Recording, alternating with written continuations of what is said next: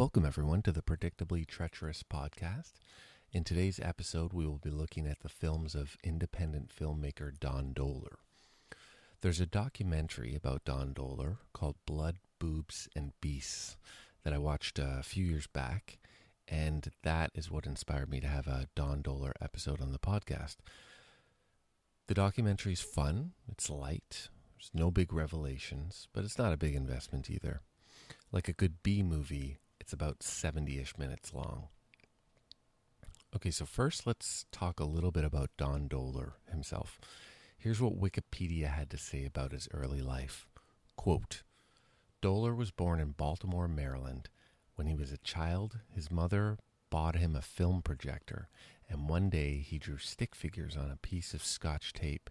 He ran the tape through the projector, and just before the tape burned up inside of the projector, he saw the animated figures dance on the wall, and that's when he knew he wanted to make films. Isn't that special? Sounds like bullshit, actually. See, I don't know why there has to be this moment in his childhood when he knew he would be a filmmaker. I feel like this is looking back at your childhood when you already are a filmmaker and reinterpreting your childhood experiences through that lens. This reminds me a little bit of that book, The Everything Store, about Amazon. Apparently, Jeff Bezos asked the author how he was going to avoid the, quote, narrative fallacy when writing the book. So the narrative fallacy is the tendency to take a complex situation with lots of facts and weave it into an overly simplified story.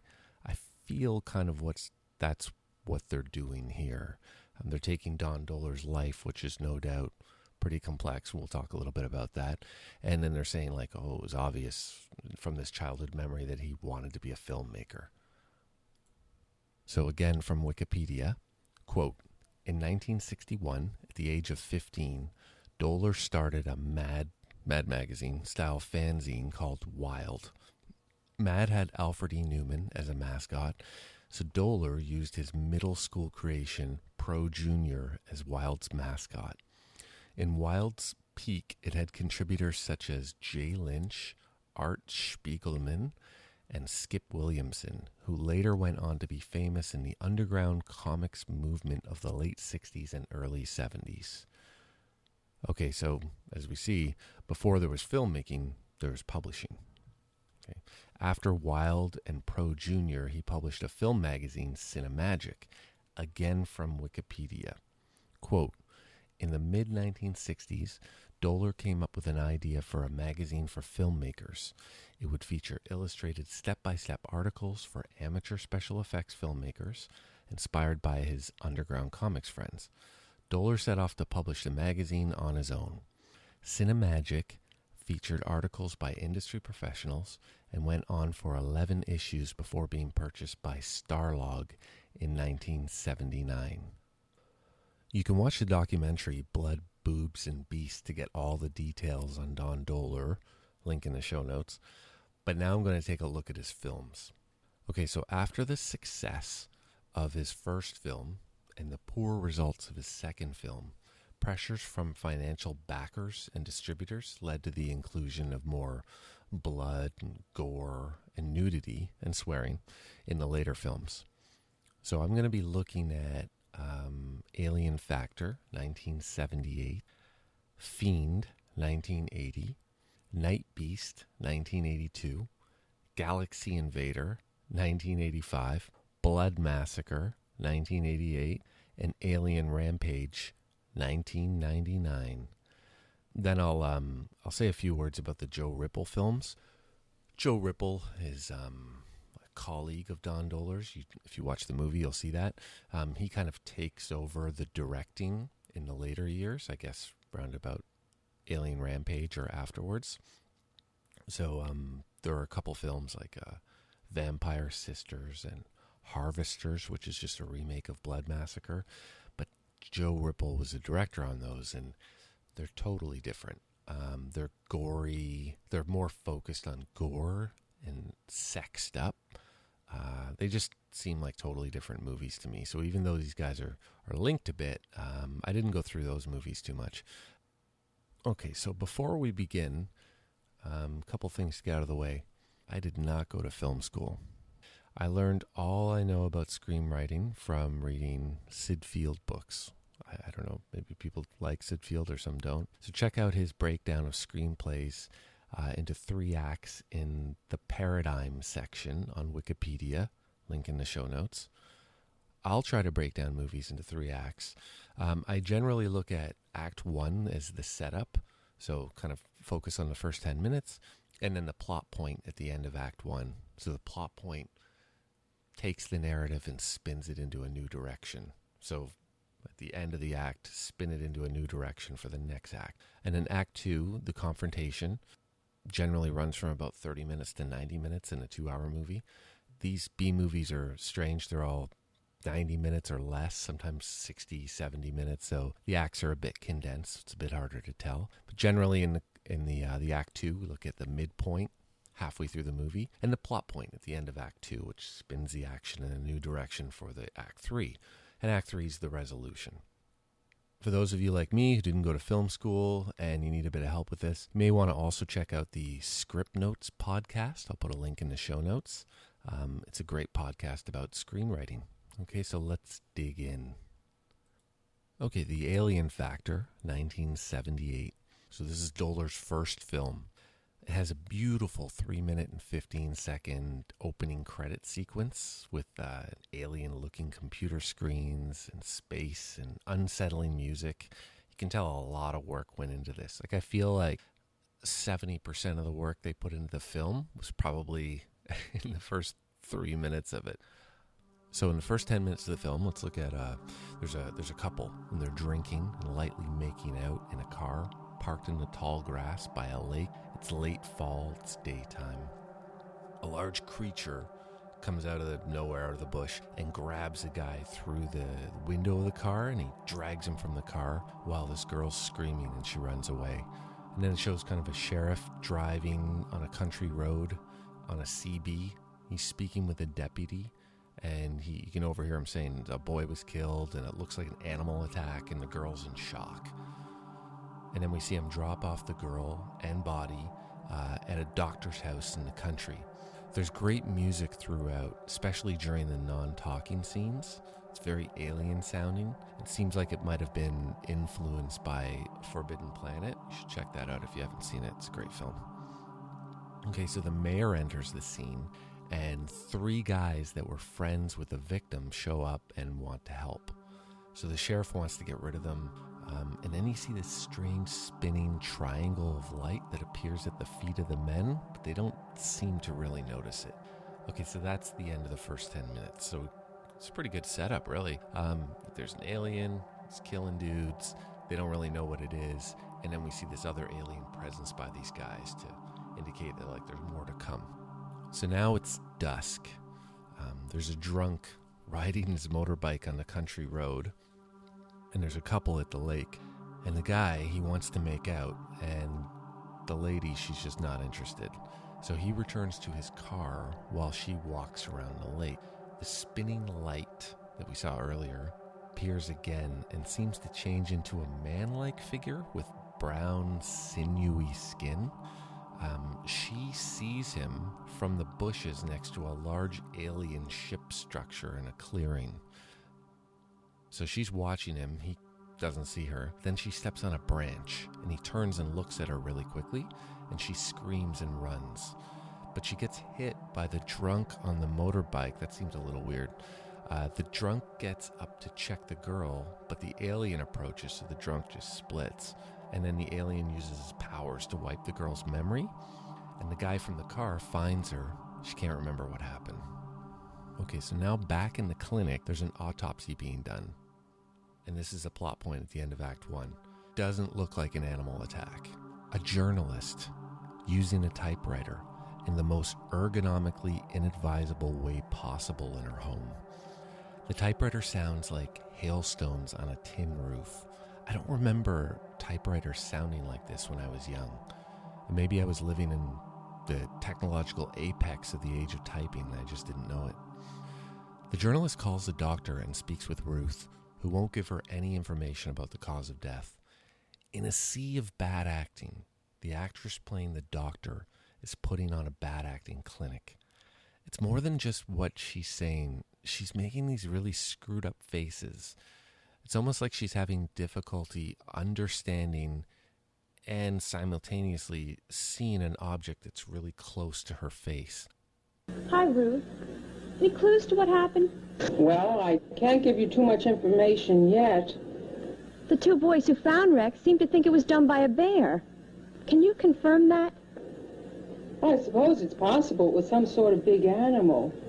We won't know until after the autopsy. No, I can't give you any more information right now. Well, I can't go to press without mentioning a likely cause of death. Ruth, that's when rumors start. Okay. Would it be fair to say that the likely cause of death at press time was an attack by a large animal?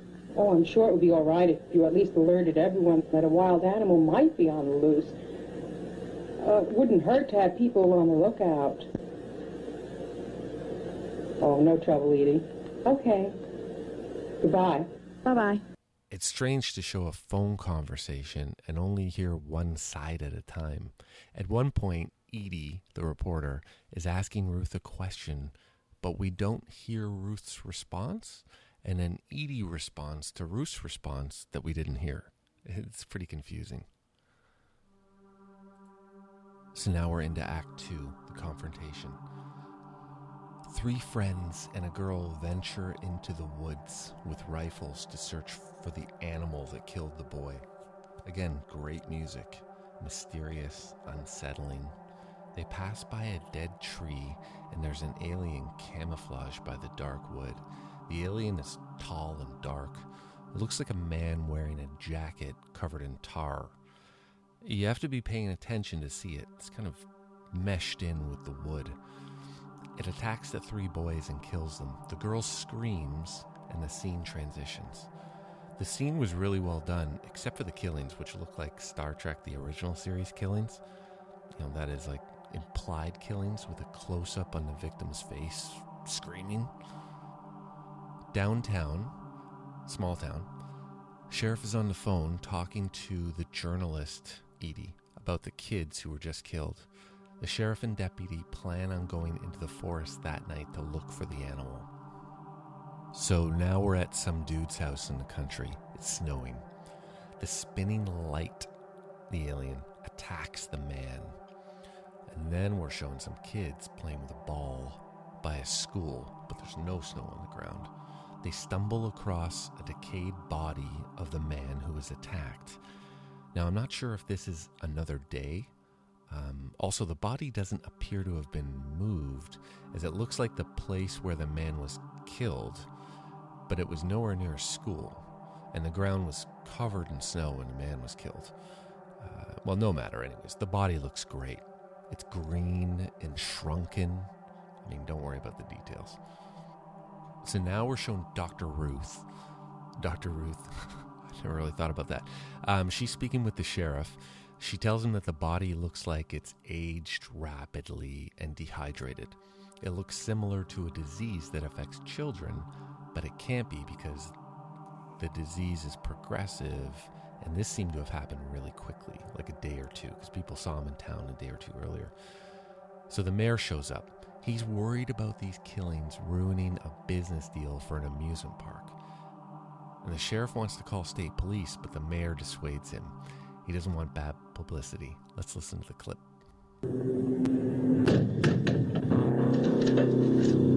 What the hell's going on, Jack? I wish I knew, Bert. You wish you knew? This kind of thing can give Perry Hill a bad name. And you're worried about that damned amusement park they want to build outside of town? Amusement park? Jack, we're talking about a $30 million entertainment complex. I mean, it could mean hundreds of thousands of dollars a year for this town. Yeah, and 100,000 headaches, too. Look, Bert, I don't care about that damn complex, and I don't care about how much money it brings to you, to the town, or to anybody. All I know is we've got 5 killings on our hands, and I think we ought to call in the state police. Oh, Jack, don't talk like that. Whatever it is, you and Pete can solve it. You're our elected law officers. We don't need any outside help. Now I want you to get cracking on this. And I want some answers, and I want them soon. The longer it takes to solve this, the more the chance of something leaking out. And I won't have any bad publicity. Especially not now. Whether you like it or not, Jack, this complex is going to mean a lot to this town. Okay, now it's nighttime and we're in a bar. There's a dude drinking beers from these little glasses. There's a 70s band playing. They play an entire song and there are two girls dancing. It sounds pretty good, actually. The singer's dressed like Austin Powers, and the bassist looks like he should be playing bass for Death Clock. So Edie, the journalist, she was actually listening to this song earlier on when she was doing the hailstorm typing. Okay, so the dude leaves, he goes home, and he starts reading a monster magazine and drinking a beer in his room with his feet on the bed. It's so weird. He hears a noise, and he leaves his room to check it out. He goes down to the basement. It's dark. He turns the light on, and this giant Sasquatch-looking monster is right in front of him. He tries to shoot it, but he gets killed. So now Benjamin Zachary shows up at the mayor's house, and they have a fantastic interaction. Let's listen to the clip. Now, what can I do for you, Mr. Zachary? Well, this is going to sound a little strange, Mayor. I'm from over in Harford County. I work at the Garrett Observatory there. Oh, sure, I'm somewhat familiar with that. Anyway, 2 nights ago, I observed a small meteorite that did enter the atmosphere. I tracked it down as much as possible, and it seemingly hit the Earth. Well, by my estimation, it hit somewhere on the north side of your town. A meteor? Yes, that's why I came here. I'm somewhat of an adventurer. I've dedicated my life to the study and research of strange phenomena. I've made a few expeditions to places like the Himalayas, the Amazon. Bigfoot and all that, huh? Right. Well, I guess when you come down to it, Mayor, I'm one of those people who believe that there are unknown life forms, both here on Earth and on other worlds. In fact, that's why I began working at the observatory. This meteor, nobody around here reported seeing or hearing anything. Well, I don't doubt that. It hit, that is, if it really did hit, around 4 in the morning. Man, like I said, it was very small to begin with. No, I'd say that it hit around 8 to 10 miles out in the hills. So it's not likely that anybody would have seen it in the first place. Sounds a little wild. A meteor landing here. Maybe landing. Oh, that's why I looked you up. I just wanted to let you know that I'll be poking around these hills for a couple of days, if that's all right with you. Oh, of course it's all right with me. But those hills are dangerous. We've had a lot of snow up there the last few days. I'm aware of that. I suppose I should warn you, Mr. Zachary. There's some sort of vicious animal loose around here. Several of our citizens have been killed in the past few days. I'm sorry to hear that. I'd like to know more about these killings, if you don't mind. Maybe I can help somehow. Yeah, that's what I was thinking. You see, I've got this pretty big business venture cooking for this town. Involves a huge entertainment complex being built right outside of Perry Hill. And these killings, bad publicity, you know what I mean. Okay, so Benjamin Zachary, he works at the observatory. He observed a meteorite, and he wants to look for it. And the mayor tells him about the killings, tells him about the amusement park business venture. Okay, so now we're at the midpoint of Act 2. So Benjamin Zachary and the mayor go into the woods, and they hike up the suspected crash site. So there's an alien ship and an injured alien. And the alien looks like Brutus on the cover of Dr. Ronald Chevalier's Brutus and Balzac novel in Gentlemen Broncos. Great film. He's also sort of like a long-haired Andorian from Star Trek the original series. The alien has long white hair with bangs and a wrinkled greenish face, but otherwise is like a man wearing a space uniform overalls like Scott Bakula in Enterprise. The alien communicates telepathically with Benjamin. So here's another plot point. The alien tells Benjamin that the ship is about to explode and that there are 3 alien creatures like animals and one who is cunning and a psychopath, the spinning energy triangle. They tell the sheriff, the reporter, and the doctors back at the sheriff's office. Benjamin proposes that he can kill the creatures with his special equipment. The mayor accepts the arrangement and gives Benjamin a couple of days to deal with the creatures. So now Act 3, the resolution. The reporter pulls her car up to the forest area and walks into the forest with a can of gasoline. She runs into Stephen, the doctor, in the forest. While they're talking, the tall tar monster creature emerges and they run. As they fall and are about to be killed, some invisible force stops him. Benjamin emerges and explains that he used a high-pitched speaker to crack the outer shell of the tar monster. The creature looks more like an insect now than tar-like. So now Mary Jane arrives at the sheriff's office, and she and the deputy have a conversation that reveals to the audience that high-pitched sounds like screaming may have saved the woman from becoming victims of previous attacks. The sheriff is driving to the mayor's house to talk with him about bringing in the state police when he sees Mary Jane running by, scared. He stops his car, and Mary Jane says the mayor is dead and the creature's chasing her. Then the creature emerges, and they get in the car, and they try to drive away, but the car is skidding on the ice. So they make it to the mayor's house, but the creature is right behind them. The creature is a person on meter-high stilts in a hairy beast costume. It looks really cool, actually. It just moves really slowly. It's kind of silly.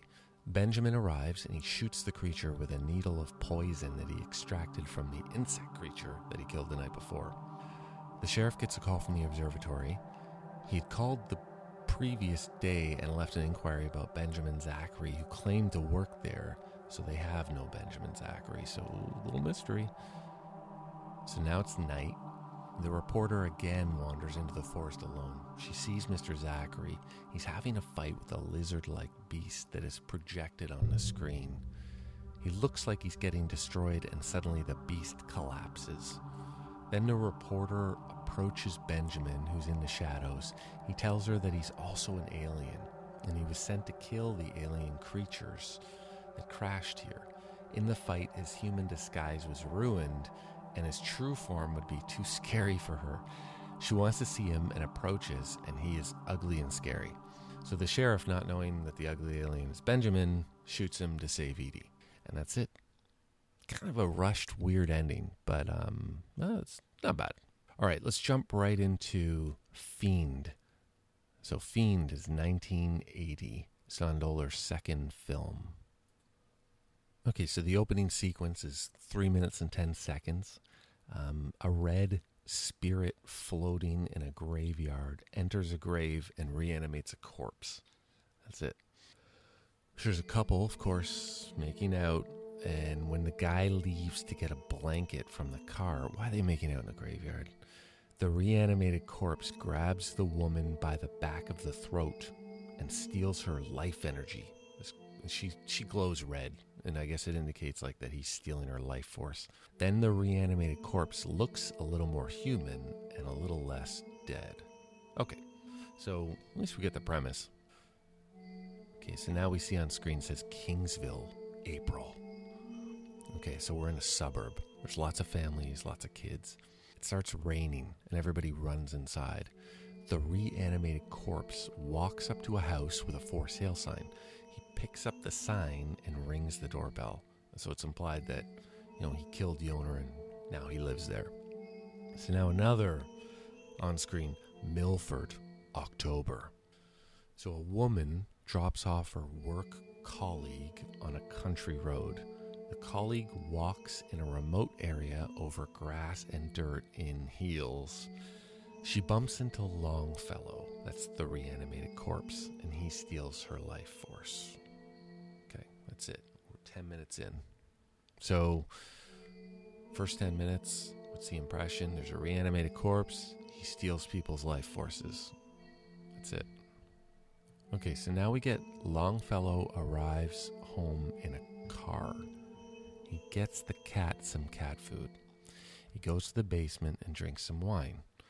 He goes into a ritual room, I don't know what to call it, It's a freak show room where he lights some candles and then sticks a knife into a picture of the woman that he recently killed on her way home from work and whose home he is now living in, I think. Let's listen to how bad this is. Here's a clip.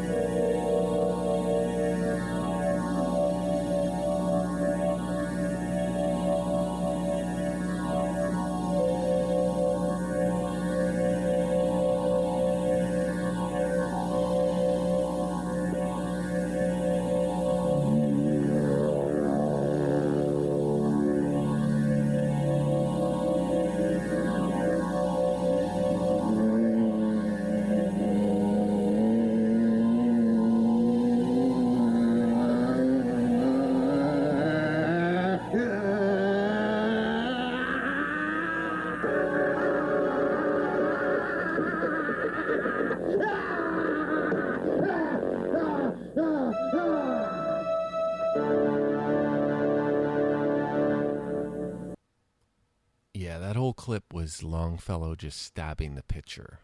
It was really, really ridiculous. Okay, now some dude in his car is coming home from work. So on the radio, they're talking about the recent killings. So then he argues with his wife about not liking the new neighbor, Longfellow.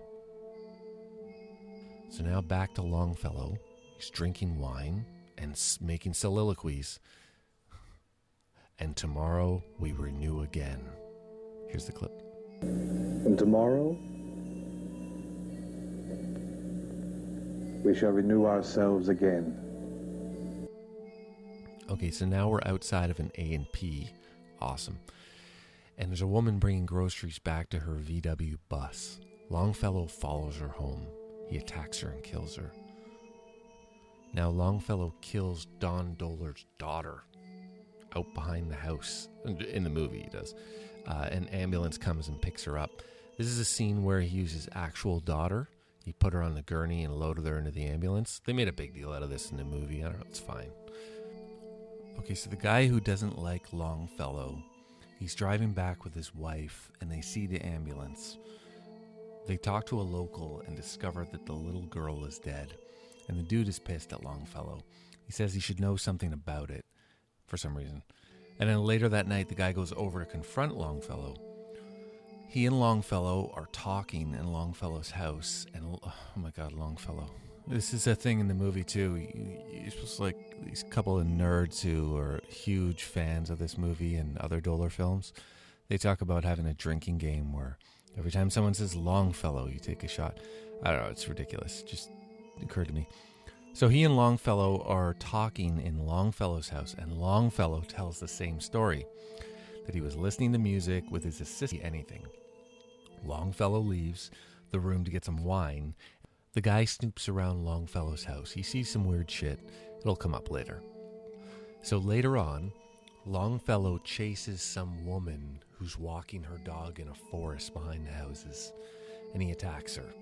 And then some guy hears it, and he comes out of his house, and he comes over to rescue her. And the girl gets away, and Longfellow kills the guy, and then he kills the girl. So now the neighbor guy goes to see Fry at his office, and he confronts him about the alibi that he provided for Longfellow. But nothing happens from that. Okay, now the neighbor guy tells his wife that he saw Longfellow. He was just looking outside, and Longfellow looked like he was 70 years old. And he tells the wife that he snuck around when he was in Longfellow's house, and he saw pictures of women that were slashed up. And then in the next scene, Longfellow is seen looking out of his window at the neighbor's wife and taking a picture. Uh-oh. Longfellow leaves on a walk, and a neighborhood kid is in a tree watching him, and he follows him. So Longfellow meets Fry in the woods and kills Fry, and the kid witnesses it. And then the kid runs off, and Longfellow was unaware that the kid witnessed it. So now there's someone who's seen what Longfellow does, and Longfellow hasn't killed him.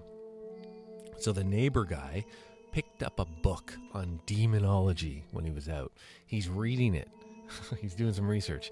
And he discovers a clue about Longfellow. Someone in the book described a fiend, and the fiend feeds off people's life force. And he's forced to kill people and take their life force in order to stay alive. And apparently the fiend is named Dorian. And the neighbor remembers that the name of Longfellow's cat is Dorian. Uh-oh, he must be the guy. All right, the neighbor goes to the graveyard that Longfellow came from and talks with the caretaker. I don't get this. Anyways, so the caretaker tells him that Longfellow died 12 years ago and happens to have a picture of him in his wallet. What was it doing there? So the neighbor buys the picture and says he'll photocopy it and send the guy back a copy. I don't know why they included that, but okay. So now the little boy, Jimmy, he comes over to tell the neighbor something, but the neighbor's not home. Neighbor goes over to see Jimmy, to Jimmy's to talk to him, and Jimmy is now scared and doesn't want to talk. Okay. So meanwhile, Longfellow calls the neighbor's wife. He says he's sick, right? And it's just, he calls the neighbor's wife. He says he's sick, and he wants her to bring over some aspirin, and she reluctantly agrees because she thinks he's kind of creepy. This is the big showdown.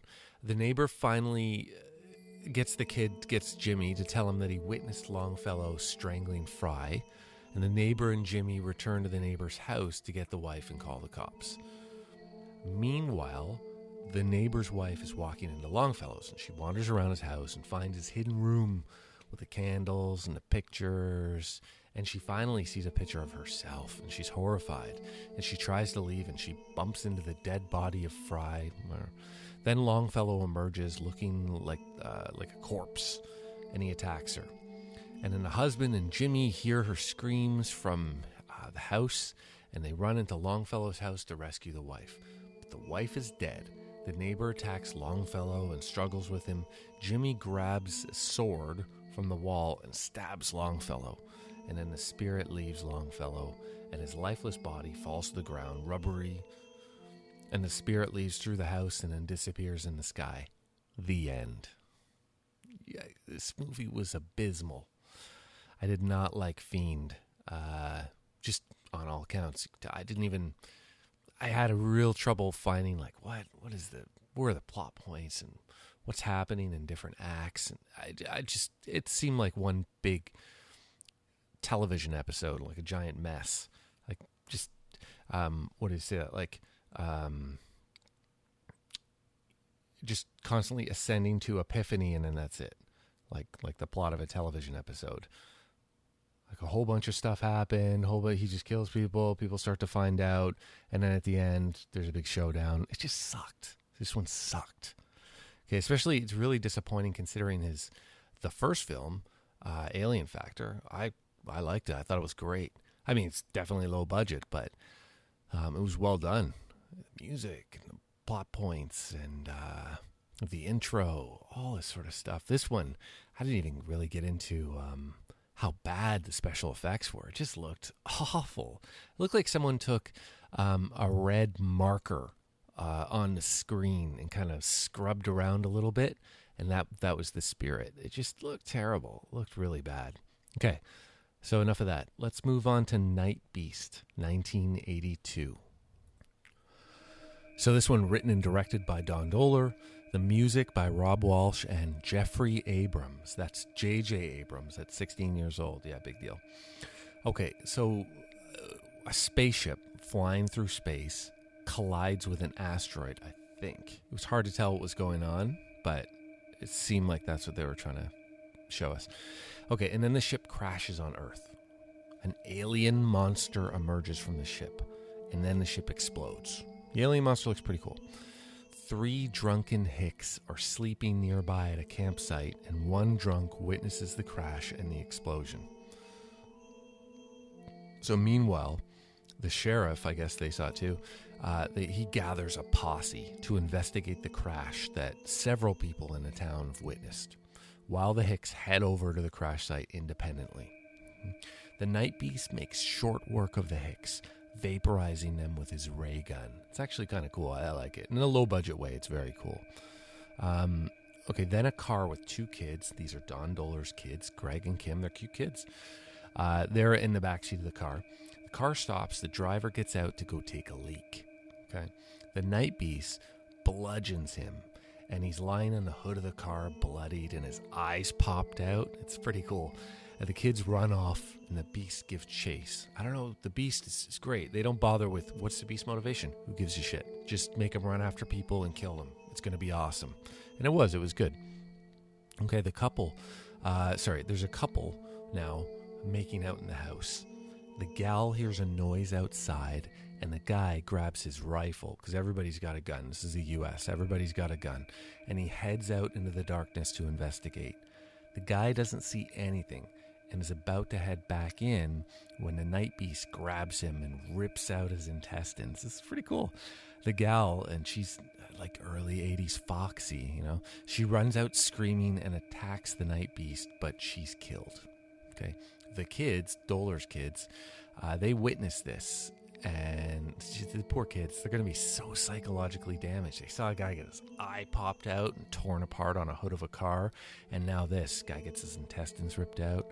Hot 80s girl gets killed, you know. So they run back, I guess back to the car, and the Nightbeast gives chase, and he vaporizes the car with his ray gun. Okay. So, like, it seems like we're into Act 2 now. All right. The sheriff's posse, this is the confrontation. You know, they're going after whatever the Beast is. Sheriff's posse arrives at the crash site. The Nightbeast, there's a battle, you know. The Nightbeast opens fire, vaporizing several members of the posse. One dude charges at the Nightbeast and gets bludgeoned by a backhand. And then the sheriff and the crew, they retreat, basically. So now we're back at the sheriff's office. They get a call from, quote, George Michaels about a weird sighting. And he put the boom boom back in my heart. Okay, now, the sheriff and the female deputy investigate. They approach an old farmhouse. The Nightbeast opens fire. Reinforcements arrive in the form of crack-shot Bill Perkins and his son, played by Don Dohler. I like when Dohler appears in his early films. He was actually in Fiend. I don't think I mentioned that. He played the boyfriend of a girl who came over for music lessons with Longfellow. Just little quick scene. And in this one, yeah, he plays the son of the guy. It's cool seeing him because I'm used to seeing him like in a documentary. He's older. He's in his 50s, like late 50s. But back when he did this, I guess it was about 30 years earlier. So I don't know, he's 30-ish, something like that, you know. I don't know exactly his age, but the point is he's a lot younger. He looks different. Okay, Bill's son, Don Dohler, gets vaporized, and Bill manages to shoot the gun out of the Nightbeast's hand. Okay, and then the attack's over. So now in the backyard with a swimming pool and a lady in a bikini swimming. So this is the mayor's place. The sheriff and the mayor are arguing about calling for reinforcements to go after the Beast. The sheriff wants help, and the mayor is hesitant because of elections coming up. Now, you may recall that this is essentially the exact same plot as in Alien Factor, except substitute real estate deal for upcoming elections. It's even the same actors playing the sheriff and the mayor. So, and I think it's not a coincidence. It's not like that they're actually intending to do a remake. But it's funny because I didn't really know that that's what they were doing until I got about this far in the movie, and I was like, "Whoa, what the hell's going on?" I think I looked it up, and it's obviously, it really is intended to be a remake.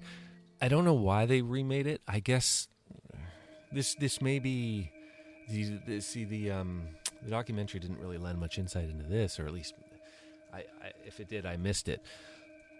But it did indicate that they had pressures from producers and benefactors to sex up. So add sex, add nudity, add swearing, add more gore. So I wonder if they redid this thinking that, hey, we like that film, it did well. Fiend sucked and didn't do that well. Let's just redo Alien Factor and we'll sex it up a little bit. We'll have some nudity, we'll have a bit more swearing, we'll get more action, less exposition. I don't know. Okay, Both of the doctors, as well, are played by the same actors as in Alien Factor. The sheriff and the doctor go into the woods to get the body of one of the posse that was killed, but it's gone. Okay, Don Leifert in this one plays Drago, a biker with a bad attitude. Okay, let's listen to the Drago introduction.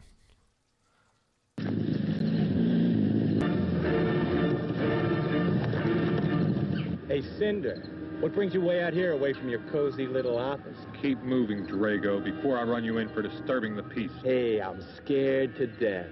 Our big, tough sheriff might just try to take me off my bike. Huh? What about it, Cinder? You gonna take me off my bike? Stay out of my way, Drago. I'm in no mood for your crap. You know what I say, Sheriff? Go to hell. Okay, in one scene, he slaps around his girl and rips her top. Swearing, violence, sex, all in one scene. Suddenly, Drago leaves, and the sheriff and a dude that has been seeing Drago's girl, behind his back, of course, arrive, and we get some nudity. It's fairly pointless nudity. Like, we watch the girl change and pack her bags so she can be evacuated with the rest of the town. Then Drago, he sees all this. He comes back, and after the sheriff and the dude leave, Drago comes back and goes into her house, and he confronts her. So he beats her up and he chokes her to death. I think it is anyway. It's hard to tell, but it'll get confirmed later. But anyways, he chokes her to death. Okay, so now back at the mayor's pool. Okay, there's foxy girls in bikinis and the governor. The sheriff shows up and they break up the party. At the doctor's house, the Nightbeast arrives and starts killing guys who are dropping off dead bodies. The doctors flee into a basement, and they're able to electrocute the Nightbeast and escape before it wakes up. So now we're showing Drago drinking a beer in the forest when the dude that was seeing Drago's girl busts into the scene and attacks Drago for revenge. During the fight, the colors, it's strange. The colors are more on the sepia side, and then suddenly change to cooler colors. I guess they had a problem with the film. So the dude's shirt is kind of a yellowish brown, and then suddenly it's blue checked. It's just quality stuff. Okay, so the dude finally overpowers Drago and is smashing his head on the ground. It's pretty good, but he doesn't finish the job. Like, I really wish they had. I guess they need him for more in the movie, but Drago, Drago just killed your girl, okay? It's really his girl. And he would have killed the dude. He should have smashed the dude's head into pulp. I don't know. Just show it. Be ballsy. Okay. Now the sheriff and the female deputy find the guy who got his intestines ripped out in the road. And the Nightbeast approaches them. They shoot and flee. The sheriff gets injured, just in the leg, but they manage to get away, and they go to the doctor's house. There's no doctor, so the female deputy has to take care of the sheriff. So she takes off his pants to patch him up. Then she undresses and takes a shower, and she comes back in a towel, and they do it. So you got to sex it up, right? So apparently, in the documentary, Don Dohler talks about this, that apparently this was Don Dohler's mother's hairdresser, the woman who did this scene. It's pretty cool. So Dohler was saying that he was too embarrassed to ask her to do a nude scene, so he had someone else ask her, and it may have been Joe Ripple, I'm not really sure, but she was cool with it. So she gets totally naked, and she doesn't look shy about it. She looks like she's into it. It's not the most glamorous sex scene, but good for her. I think she looks great. She's just a very average chick, but she looks good. She looks very good. The sheriff looks really dumpy, and it's really off-putting, but well, whatever, you know. Okay, so back at the mayor's, this Mary Jane is a fox. The actress is Eleanor Herman, and she's now a writer, actually. Check out her Twitter. It's in the show notes. She writes books about history, and specifically like the history of royals, like kings and queens. Looks pretty good. She looks good now, too. The doctor arrives and tells them to evacuate immediately. After he leaves, they're killed by the Nightbeast. The sheriff shows up and discovers the dead bodies. Okay, so now we're into Act 3, the resolution. Back at the sheriff's office, they learn that the state police have not been notified of the situation. They're going to evacuate, but the dude who has seen Drago's girl suggests that they try to electrocute it, and the rest buy in. So they plan to set up a trap at the doctor's house. Drago shows up and attacks the female deputy when she's alone. The sheriff hears the struggle and investigates, but Drago attacks him and takes his gun.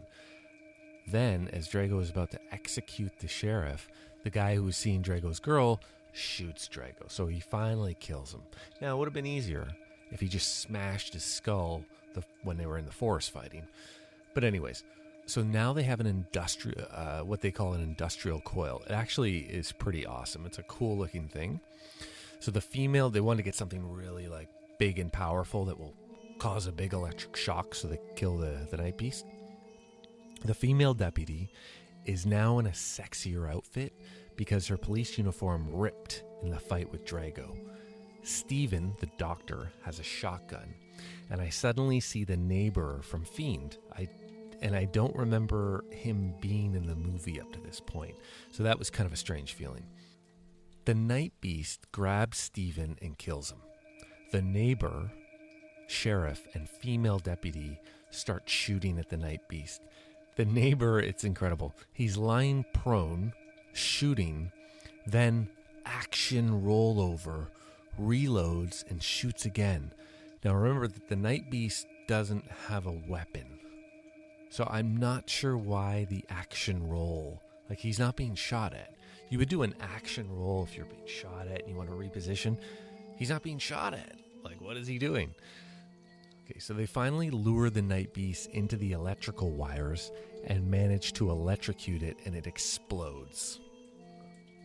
So the dude who was seeing Drago's girl gets electrocuted in the process. The end. Pan to the sky and roll credits. He really likes to, the endings for these movies are so fast. Suddenly you're like, whoa, what happened? End credits. All right. So that one was good. I actually, I said I liked Alien Factor a lot, and I did. But I also like Nightbeast a lot. And I'm not sure. I might like it more than Alien Factor. But it's really good anyway. Well, it should be. It's the same goddamn movie. All right. So let's look at the Galaxy Invader, 1985. Back in the Wayback Machine here. Okay, so Act 1. Something crashes from the sky. So we are shown from the point of view of something leaving the crash site. So the point of view of the thing leaving the crash site. We're looking out of its eyes. And now a kid in a phone booth calls a sleeping professor, the mayor from the previous films. That's who it is. He calls him early in the morning. I was in your class. You like UFOs? I saw one. And they arranged to meet in the kid's small town. It's about 5 hours away, something like that. So now we're showing a young couple in the kitchen. She is dead sexy. She's got a 80s pink cotton lounge / exercise wear, short shorts, midriff bearing, and big frizzy bangs. She looks really good. They hear something. He grabs a knife. What, no gun? Where's your gun? They slowly enter the basement, real slow and tense. They look around. Another noise. And then the Galaxy Invader jumps out from the shadows. The dude fights it with a knife and a shovel, but it smacks him unconscious. All the beasts do that in these movies. They just backhand people or smack them front or back. She hits it with a lamp, and then she gets backhanded unconscious, and it walks out. So it looks kind of like, start with the Gorn from Star Trek, but he's darker around the eyes, and he doesn't hiss. And more of a normal size man shape as opposed to a hulking beastly man like the Gorn. And he has a flatter face, not a long dog-like face. He's basically a man in a green costume. That's it. So that's the end of the first 10 minutes. So it's a good intro. Like there's a Galaxy Invader and kills people. That's it. That's all you need to know. Okay, this is a great scene. There's so much here. There's a trashy family at breakfast. The mom is cooking eggs. There's 50s dialogue by the father. As long as you're living under my roof. And he tells the wife to shut up all the time. Shut up! The son, JJ, who's a doctor from previous films, he looks like he's 40 years old. He looks like he's about 5 years younger than the father. Their 25-year-old daughter, Carol, is in a white tank top with no bra. She's mouthy and defiant. She wants to leave so she can meet her boyfriend. The father, Joe, is a drunk, and he's abusive, and he's wearing an undershirt with a giant rip in the chest. He doesn't like the boyfriend's father, and he doesn't want Carol to go to him. So he slaps her. She throws a glass of water in his face and then leaves. He gets his shotgun, again, there's the guns, and goes after her. So the mother tells the 40-year-old son, JJ, to go after the father, bring him back here. So outside, Carol, the daughter, runs past the Galaxy Invader. Joe sees the Galaxy Invader. He shoots it with his shotgun. It runs away. It leaves glowing, pulsing white orb behind. Some sort of energy thing. I don't really know what it is. It's a ball. It glows like a big glowy pearls type thing. So Carol meets her boyfriend. They want to get married. He wants her to get away from her father, and she doesn't want to leave her mom and her sister with him. She doesn't mention her brother. Okay. So now the professor meets the kid. They establish that no one seems to know about the UFO crash. So they hike into the trees to look for the crash site. The dialogue is incredible. Very contrived. Okay, JJ and Joe bring the orb back to the house. Carol and the boyfriend show up. The boyfriend confronts Joe. Joe threatens the boyfriend with a shotgun. The boyfriend's like, okay, I'll leave. Whoa, what's that? Pointing at the orb. So JJ explains, okay, it's a green man, dad shot him, he dropped the orb. Father's all, shut up, JJ. And I don't want anyone to know. It's a little late, like he just told everybody. So then there's the next plot point. This guy, Frank, Don Dohler, he's something. He shows up at the farmhouse. So first of all, Joe called Frank. He's like Frank's he's a big business guy. He'll know. So Frank shows up, and he shows up to meet Joe and see the orb. Frank puts it together that the orb and the green man came from the UFO that he heard about from one of his criminal associates. Frank thinks if they catch the green man, they can make a lot of dough. Let's listen to this clip. You know, I think there's something to what you say, and I'll tell you why. Now, Tom Gibbons told me this morning that he saw a fireball fall out of the sky. All right. So let's say there is a green man, and he dropped this here thing. He did! All right. You say this thing's worth a lot of money, and you're probably right. But you know what, Joe? This green man would be worth one hell of a lot more money if we got it to the right people. Okay, so Frank leaves. JJ is going to put the orb back in the garage when he hears a noise. It's the Galaxy Invader, and it tases JJ. Okay, so Act 2, the confrontation. We're in a bar. Frank and his lady, Vicky, arrive. Frank proposes to the entire bar that they need a posse to hunt something that night. Something big bucks. Need guys with guns. Joe returns home to find JJ unconscious and the orb missing. That night, the posse shows up outside Joe's, and they set off to hunt the Galaxy Invader. Meanwhile, David and the professor call off the search and go to the bar. They overhear Vicky bragging about the spaceman, and she tells them where the posse is searching for him. They catch the Galaxy Invader in a nighttime forest shootout. The Galaxy Invader's weapon shoots like fireworks. It looks terrible. 4 of the rednecks get killed.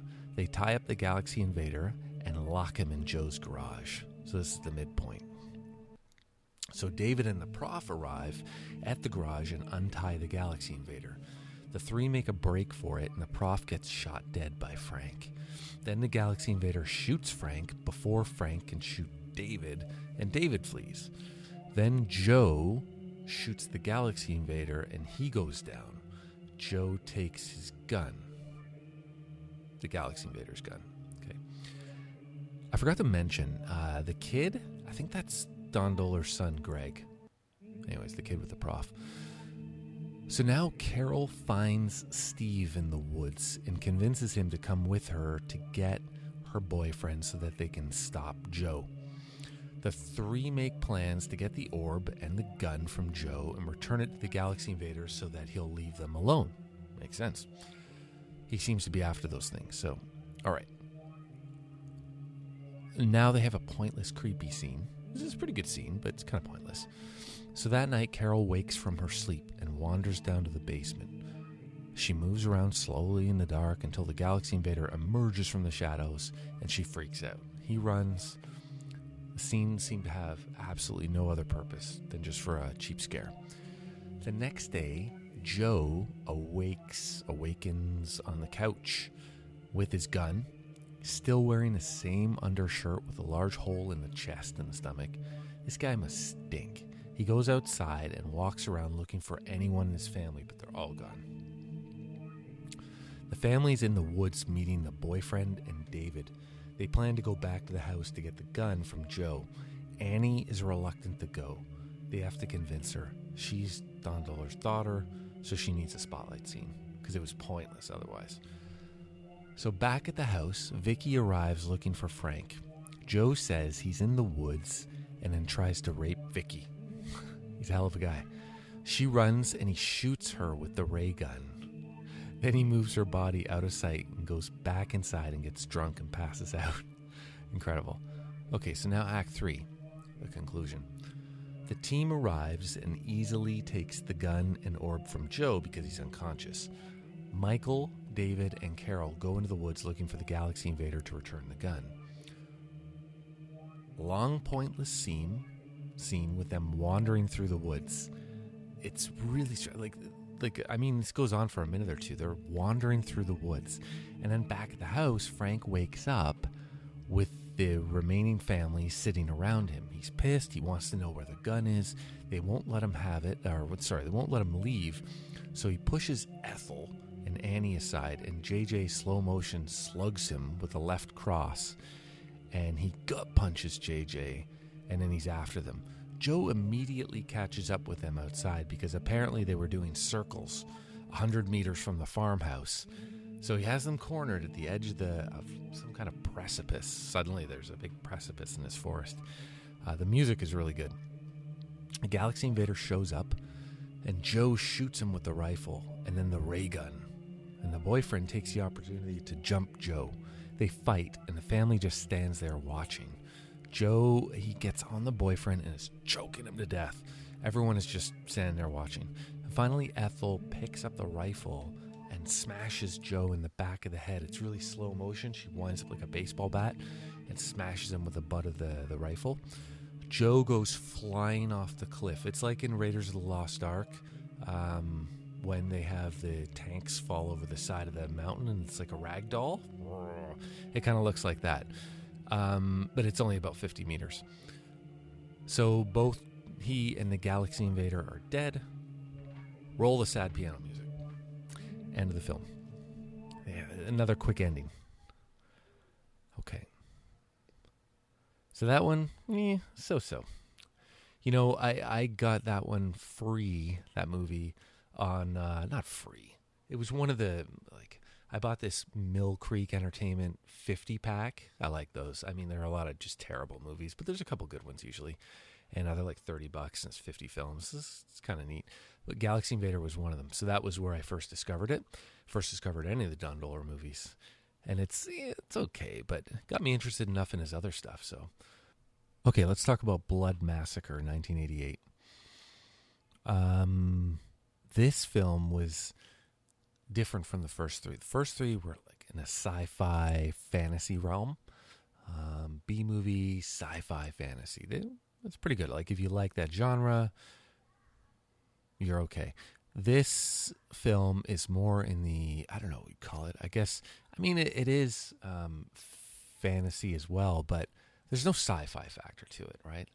It's gore. It's horror, gore, B-movie horror gore, I guess. It's a bit different. So, George Stover, who plays Rizzo, the doctor from the previous films, he enters a dive bar and acts like a dick. He orders a beer, then he tells the waitress to F off, and he gets kicked out. So later on, when the bouncer who kicked him out gets into his car to leave, Rizzo is in the back seat and he chokes the guy to death with some rope. The bouncer looks like Chris Christie, okay? A little. Then Rizzo re-enters the bar at closing time and he stabs to death this woman that he was flirting with the first time he was in the bar. So, I don't know. What is the point of this? Okay, so Rizzo's a bad guy. He liked killing people. Okay, an art student named Bonnie, driving in a top-down Cobra. She arrives at some house in the country to inquire about a room for rent. This seems really improbable. She speaks with a really hot chick in a bikini who somehow lives there. There's some creepy guy who has blood on his shirt, and he says he was working with his hogs, and he starts making inappropriate jokes with Bonnie about how if he poses in the nude, he charges extra. It's too much. This isn't very well. It's just so unbelievable. Okay, now Rizzo, Jimmy's brother, and Monica, these are all the robbers. They arrive at a savings and loan office, but they're squabbling over it being too busy and secured with cameras. Then Rizzo, he's jazzed up. He wants to rob somewhere. He's like, I just want to do something. And he sees a Roxy Video, which is great. It's like an old video store. Kind of reminds me of the 80s. I mean, it should. This is 1988. When all the video stores were like, you had those Velcro circles that were in front of the videos on the shelf, and you pull those off and take it to the counter, and then they'd give you the video. Anyways, he sees a Roxy Video, and he just goes inside. The rest just follow him. And inside, Rizzo picks up a movie off the shelf, and it's Galaxy Invader. Then they pull out their guns and their knives, and they rob the place and its customers. The store clerk, a woman, tries to be a hero and grab a gun, but the brother shoots her, and they flee the scene. It's dark now, suddenly, and they drive away. It was daytime when they entered, it's nighttime when they left, even though it was 5 minutes. As an aside, I read an article recently. The last blockbuster video in North America is in Portland, Oregon. Now, I put a link in the show notes. I read on Twitter or somewhere that there's talk of turning it into a museum, but I can't find the article on that, so it's unconfirmed. Back in the aughts, I used to buy previously viewed DVDs at the couple of Blockbuster and Rogers Video locations on Eglinton East at Yonge, and a location at Yonge just north of St. Clair, for anybody who's in the Toronto area. All right, plot point. So the car that they're getting away in, it runs out of gas. They think that there's the gas tank took a bullet and it leaked out or something. So the brother and Monica hike out to the recent gas station that they passed on the way back to get gas, even though it's going to leak out. Okay, a car drives by and they hijack it. They pick up, then with the car that they hijack, they pick up Rizzo and the dude, and the four of them decide to keep Liz, the driver, kind of hot, as a hostage and drive to her family home, right? So that was pretty good. I like that plot point because you really don't know where this movie's going. You're like, oh, the robbers are getting away. What's going on? But then when they meet Liz, this turns the story in a new direction. So now we're in Act 2, the confrontation. They drive to Liz's family home. Liz doesn't seem scared at all. It's kind of weird. She seems aroused, actually, at the mention of violence. The brother is constantly telling Rizzo to back off of killing and being violent. Rizzo wants to kill everybody. Rizzo threatens to slice Liz's neck, and she seems to become very aroused. They enter the home, and Liz's sister is doing some kind of 20-minute workout. She was the hot girl in the bikini that Bonnie met earlier. She's super hot. The father, Howard, sounds a little like Jimmy Stewart. It's more like if Bernie Sanders doing Jimmy Stewart. The mom looks like she's meant to be mentally unstable and potentially psychotic. She's the bad acting doctor from previous films. So Rizzo knocks out the hot sister, he punches her, and leaves her in another room. The mom asks Liz what's happening and who the visitors are, and Liz says maybe bank robbers. The mom immediately says she has to get food from the root cellar. The brother accompanies her. Rizzo has already wandered down there, and there seem to be implements of murder and torture there, so that's interesting. So soon Rizzo and the brother get into a fight. Liz is so turned on by it that the camera keeps showing her wide-eyed and mouth agasp. Jimmy fires his gun to stop the fight, and the hot sister wakes up. Liz makes a play for the brother. Monica doesn't like this, and she breaks it up. Liz asks if she can take a shower, and Monica sends her upstairs with Rizzo to watch her. Liz likes it. She showers, and Rizzo watches, and she likes it. After the shower, she takes off her towel in front of Rizzo and gets a nightgown on, then comes on to Rizzo. He's seduced, and they are kissing on the bed. Suddenly, a cop is out on the road somewhere, and a local stops to see if he can assist, and the cop asks him questions. He's looking for the bank robbers. The local suggests the Parker house. That's Liz's family.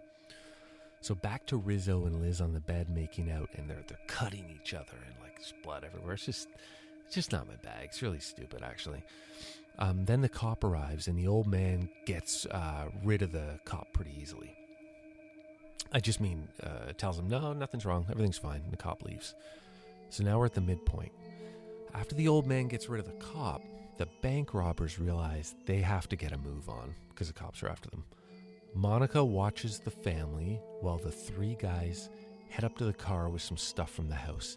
There's a dead body in the trunk. This is the exact midpoint. This is when they realize that the family's all fucked up and they better get out of there. So there's a dead body in the trunk. It belongs to a psychiatrist from the local mental hospital. So it turns out that Liz is an escaped patient and she's a killer. Lucky thing, the body had paperwork on it which identified who it was and where it came from. The boys rush back to the house and look for Monica, but she's not there, and the family's gone too. In searching for Monica, they find a girl tied up in the closet. It's Bonnie, who rented the room at the beginning of the movie. She runs out of the closet and says the family's crazy and she's got to get out of there. She runs out of the house. So the boys leave the house, and the old man shoots at them with his shotgun. He gets Jimmy in the arm, but Jimmy's okay. Meanwhile, Jimmy's new in town. Meanwhile, the cop is still on the property looking around, so he hears the shooting. After Jimmy's shot, they don't really take cover, but the shooting stops anyway, and I didn't really get why that happened. Like, after Jimmy got shot, it's like that scene served its purpose, and they just thought, well, we'll just stop shooting at this point. But nobody took cover. There was no reason for this shooting to stop. Anyways, okay, so the boys find the hot sister. She's acting like the family's crazy, but she's not crazy, and she wants to help them escape her wacky family. She tells them her family are cannibals, but she's not like her family, and she wants to help them. She tells them where there's a car. Rizzo and Jimmy's brother go to look for the car, and Jimmy and the hot girl stay. And when Jimmy said he trusted her, she gave him a look, and now they start making out. Okay. So out in the woods, the officer runs into the old man, who tells the officer that he should have left when he had the chance. Then his wife and daughter jump out and knock the officer to the ground. It's dark, so it's hard to see what's happening exactly, but once he's on the ground, they start stabbing the shit out of him, and there's blood everywhere, so he's dead. Okay, so the hot girl goes inside the house for a minute and leaves Jimmy on the porch. Then she comes back out, and the shot shows her lower legs. She's got these ballet shoes on, so she can sneak up on him. And then as she sneaks up on him, she uses this sickle to lop off his head. So then Liz is chasing after the girl who rented the room, and she stabs her with this wooden stake, and it's right through the girl's torso, so she dies. Rizzo and the brother, they find the car, but there's no keys. The brother says, Jimmy's got the keys, but I'm not clear on why or how that happened. Like, why does Jimmy have the keys? Was this their car from before? Because I thought this was a new car. Anyways, so Rizzo goes back to get the keys, So then the brother is alone, and the mom comes out of nowhere and stabs the crap out of him. Okay, so here's a plot point. Rizzo finds Jimmy's body now and has a mini freak out. So now Rizzo is the only robber left because we saw, I didn't mention earlier, Monica being eaten by the old man in the root cellar. Liz appears and begins chasing Rizzo. He escapes her and somehow finds some building that has tools in it, and he picks up a tool and it looks like he's going to mount the rebellion. Rizzo has been mentioning all throughout the film how Nam, and he misses Nam, and he likes killing, like he liked killing in Nam. 2 or 3 times he's mentioned it to Jimmy to reenact his Nam experience. This is the total Commando scene, which we'll get into. In Commando, when he goes out behind that shed and he gets like all these weapons from it. It's kind of similar to that. The shed suddenly in the middle of nowhere and Rizzo's making tools. So Rizzo's been working all through the night and now it's morning. And I guess he was setting up traps in the forest a la Dutch and Predator. There's no montage, but it does get its own musical sequence. That night, when everyone goes out hunting for Rizzo, he first encounters the old man, and he says, "Hey, asshole." And the old man looks at him, and he fires a circular saw blade right into the guy's stomach. And then he fires it again, and he kills him. So next is Liz. She comes out of the house looking for Rizzo, and he set up a bomb as she walks into it, and it blows up. And she's on the ground, and she looks dead. So Rizzo goes over and turns over her body, so she's on her back and her eyes open, and then she starts to choke Rizzo, and Rizzo stabs her and she's dead. But no, she wakes up again and comes after Rizzo, and the old man wakes up and pulls out the blade and he comes after Rizzo. Rizzo runs away. He gets caught in one of his own traps, and now he's hanging upside down from a tree.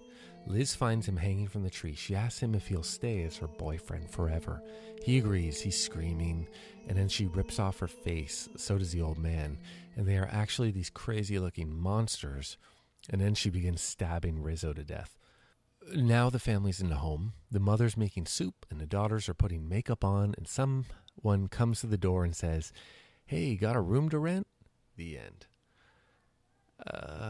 Yeah. So the whole movie, it's horror, whatever. And then suddenly at the end, they're like, let's make it sci-fi. I don't know where that came from, the monster thing. Anyways, that's fine. And this one, at least, I thought it was going to end right at Rizzo's death, like all the other movies, like abrupt ending. But then they went back and they lingered for a couple minutes in a family home, and I found myself wishing they did just end it at Rizzo's death, because it kind of sucked after that. So, Alien Factor 2, Alien Rampage, 1999. BTW, I like when movies are sequels and they give them this extended title that sucks and it's really stupid. Act 1, setup. First 10 minutes. What do we got? So we're shown this one's a bit different. We're showing several individual storylines and we jump back and forth between them. So number 1, FBI guys chasing a suspect in mid-sized cars on country roads and running through the forest, X-Files style. They're reporting the chase to some important guys in suits in a remote office. Number 2, clumsy-looking but well-meaning deputies dispatched to arrest 3 local bikers who appear to be one-dimensional thugs who squabble amongst themselves. Okay. Third thing, a couple from the city stop in a local restaurant to ask for directions back to the highway. All right. Totally relatable stories. X-Files, bumbling deputies, couple from the city. That's the end of the first 10 minutes. Then the storylines start to converge. So after a while, the FBI guys get tired of chasing the suspect, so they shoot her in the back. And she's an alien. Well, okay. She's not really. We'll just call her an alien. She's an alien. Just look at her. She's an alien. One FBI guy heads back to the car to get medical help for the suspect, and the other agent sticks with the suspect and calls the important guys in suits to update them. The FBI guy notices a strange device on the, quote, alien, And when he touches it, a cool-looking alien in a ship in the forest awakens and initiates a large energy barrier over the entire town. Act 2, the confrontation. This is where everybody starts to encounter the energy barrier. The FBI guy, played by Joe Ripple, is the first casualty of the energy barrier. This is a thing that he seems to like to do in the movies too, Joe Ripple. He seems to like to get killed, and usually pretty violently. In a couple of movies, or one of them at least, I think it's The Harvesters, he gets stabbed in the eye with a knife. It's kind of gruesome. Anyways, he's the first to go. He attempts to run through the energy barrier, and he's kind of burnt like this charred, smoking corpse. It looks pretty good, actually. The bumbling deputies just pulled up on the scene and witnessed the demise. So now the city couple is heading out of town when they approach the barrier. They stop the car, and some redneck pulls up behind them. The redneck gets out of his truck, and foolishly he walks up to the barrier, touches it, and he's roasted. And the actress who plays Lisa, the female of the city couple, she is hot, hot, hot. Jamie Coleman. She's on Twitter. I think she's now a healing practitioner. Yeah, she's very nice looking. And she looks good now, too, on Twitter. Okay, now it's the bikers' turn to encounter the energy barrier. The gang is 3 guys and 2 gals. The one guy, without a gal, decides to approach the energy barrier, but the leader stops him and throws a wrench into the barrier. He literally throws a wrench. I love that metaphor. And they witness the power of what they are dealing with when the wrench is blasted. But I guess it was this guy's destiny to die anyway, because the cool-looking alien from the ship slow walks his way to their camp, and the lonely biker gets it with a laser before he can speed off on his bike. There are some exposition scenes where gloriously poor acting is really on display. Let's listen to a clip.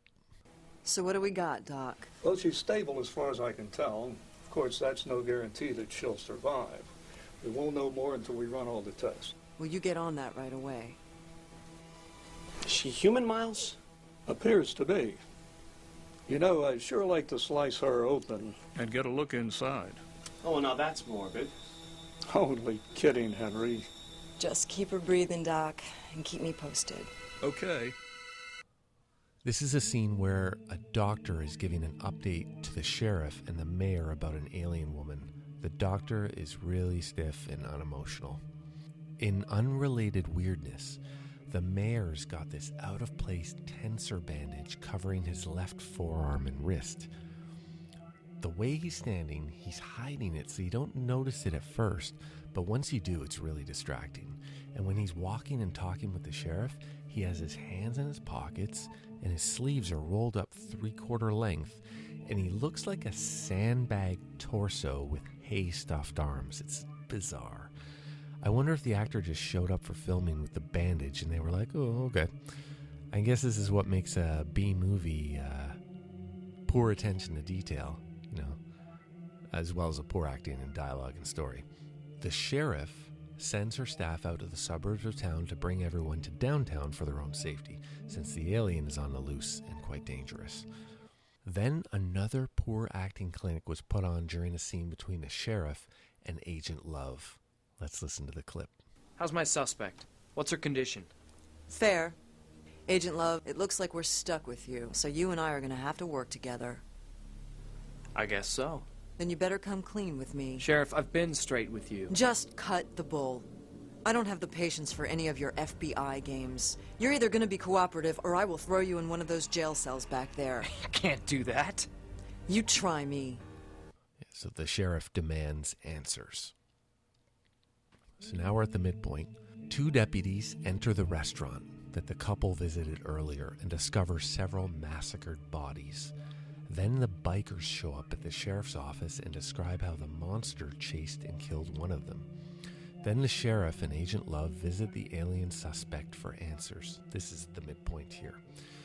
The point when they realize that they are being hunted by the beast who's looking for the alien FBI suspect.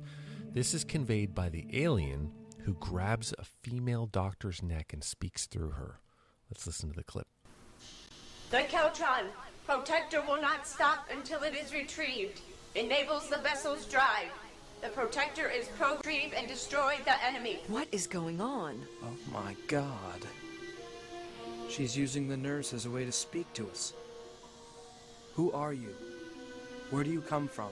Protector must retrieve Keltron. Protector? Biogenetic cyborg, programmed to destroy enemy forces. Why did you take the uranium? Needed to complete journey. Malfunction aboard vessel. What does she mean by vessel? I don't think she beamed down. It has to be her spacecraft. Probably where she was headed when we shot her. This gets better and better. What is this wall of energy around us? Electromagnetic field. Time displacement of sector within. I don't understand. Are you saying this area is displaced within a time warp? Displacement within field. Effect reverts when field is deactivated. What does that mean? I'll be damned. This is incredible. Protector will retrieve device and annihilate all life forms on planet. What? She tells the audience exactly what's happening. Then the sheriff and Agent Love discuss what their plan of attack needs to be. Let's listen to that clip. What does all this mean? This field surrounding us, if I'm understanding this correctly, has created a black hole effect. A sort of altered time dimension, which is why we can't get out. Great. Then that means the worst is yet to come. Maybe not. Not if we can find that ship and put it out of commission. Look, Sheriff, I don't have all the answers, but it seems to me like her ship is the key to all this. All right, okay. We find her ship. Then what? We have to destroy it. It's got to be the source of this electromagnetic field. It has to. Destroy it how? Right, so they've decided they need to find the ship and destroy it. Fortunately, the guy of the couple happens to be a munitions expert. That seems to work in every movie. There was an electrical expert in one movie. Now it's a munitions expert. There was a guy who was a crack shot. He wasn't crucial. But the electrical is parallel list. The electrical expert, the munitions expert, same thing. Okay, that night, the sheriff, a couple of deputies, the FBI agent, Agent Love, and munitions expert enter the forest to look for the ship while the rest of the town gets hammered in a local pub. The sheriff's crew find bodies of the bikers near there. They discover the ship. Suddenly, there's this misplaced, upbeat adventure track followed by one of the great lines in all the Don Dohler films. Let's listen.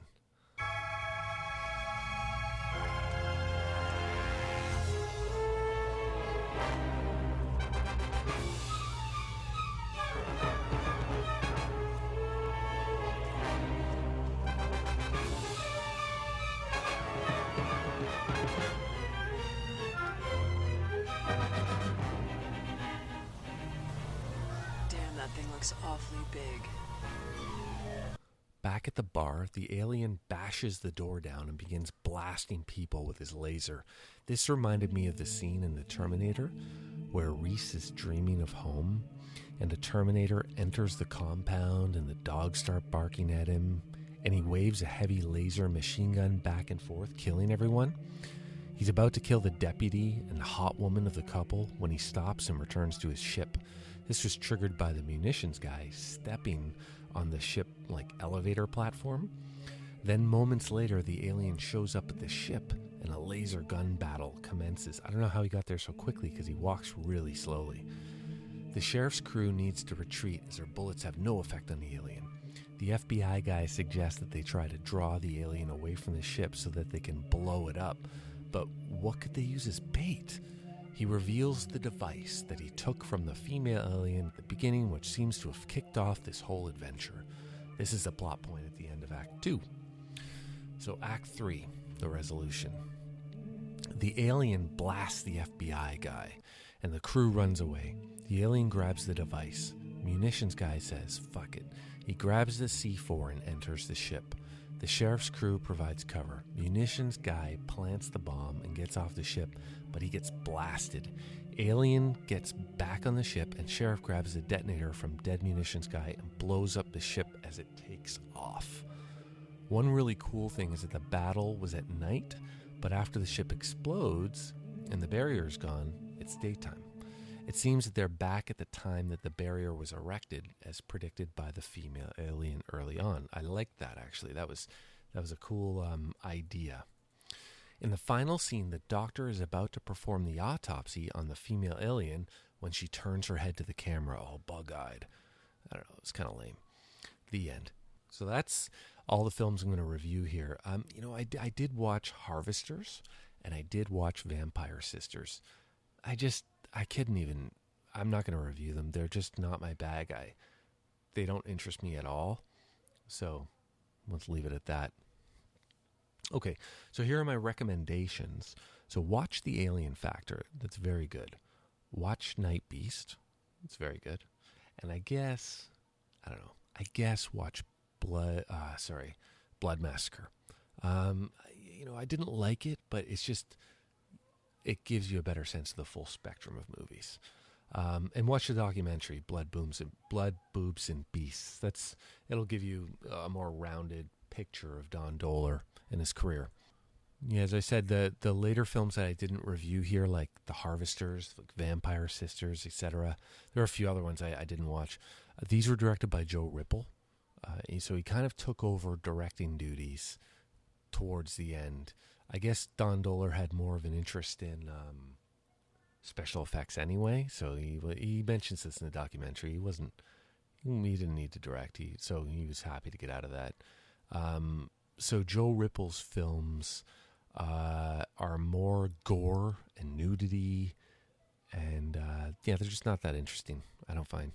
A few things to check out. Check out the show notes, because I've got lots of resources in there, like links to, if you want to watch the Don Dohler films and you don't want to buy them, you can go to but there's a Don Dohler Films channel on YouTube. So there's a link in the show notes. I also put links in the show notes to sidfield.com and Sid Field's book on Amazon, all his books. So we're approaching the end of Season 1 of the Predictably Treacherous Podcast. Next week will be the final episode of Season 1. Okay, we'll be back for Season 2. Don't worry, fan out there. We'll be back. I'm not going to be back in doing Columbo Season 2. So in Season 2 of the Predictably Treacherous Podcast, we're going to do Season 1 of Banachek. Okay? But in Season 3, we'll probably come back to Columbo Season 2. So just hold on. If you like Columbo, Banachek is great. It's different from Columbo, but it's 70s, misogynistic bullshit. It's great. Just join me. It's going to be fun. But like I say, next week we're going to do one last movie-ish kind of episode, and we'll get into Banachek in Season 2 of the Predictably Treacherous Podcast a week after that. And when I say week, I mean 4 to 6 weeks. No, I'm going to try and make them more frequent. This doing every 6 to 8 weeks is just nonsense. I got to stop that. I've got to get more frequent. But that'll come through time. Thanks for joining us.